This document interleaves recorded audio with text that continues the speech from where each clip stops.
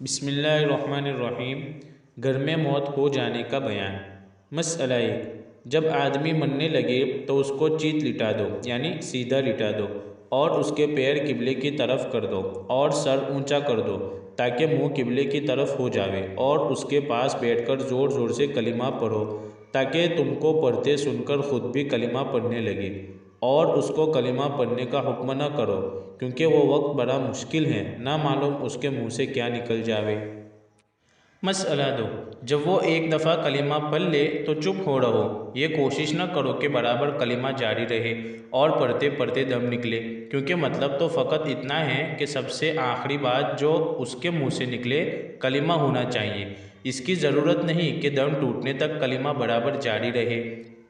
ہاں، اگر کلمہ پڑھ لینے کے بعد پھر کوئی دنیا کی بات چیت کرے تو پھر کلمہ پڑھنے لگو، جب وہ پڑھ لیوے تو پھر چپ ہو رہو۔ مسئلہ 3، جب سانس اکھڑ جائے اور جلدی جلدی چلنے لگے اور ٹانگیں ڈھیلی پڑ جاوے کہ کھڑی نہ ہو سکے اور ناک ٹیڑھی ہو جاوے اور کم پہ بیٹھ جاوے تو سمجھو اس کی موت آ گئی، اس وقت کلمہ زور زور سے پڑھنا شروع کرو۔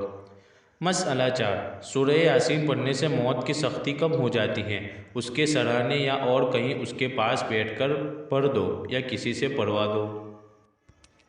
مسئلہ 5، اس وقت کوئی ایسی بات نہ کرو کہ اس کا دل دنیا کی طرف مائل ہو جاوے، کیونکہ یہ وقت دنیا سے جدائی اور اللہ تعالیٰ کی درگاہ میں حاضری کا وقت ہے۔ ایسے کام کرو،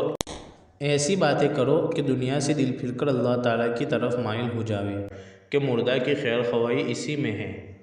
ایسے وقت بال بچوں کو سامنے لانا یا اور کوئی جس سے اس کو زیادہ محبت تھی اسے سامنے لانا، ایسی باتیں کرنا کہ دل اس کا ان کی طرف متوجہ ہو جائے اور ان کی محبت اس کے دل میں سما جائے، بڑی بری بات ہے۔ دنیا کی محبت لے کے رخصت ہوئی تو نعوذ باللہ بری موت مری۔